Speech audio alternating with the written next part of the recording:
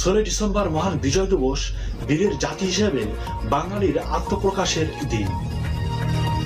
পৃথিবীর মানচিত্রে স্বাধীন ভূখণ্ড হিসেবে বাংলাদেশের নাম প্রতিষ্ঠার মাইল ফলকের দিন।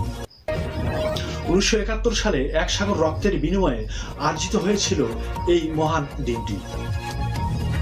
প্রতি বছরের ন্যায় এবছরও সারা দেশে নানা আয়োজনের মধ্য দিয়ে উদযাপিত হচ্ছে বিজয়ের এই বিশেষ দিনটি।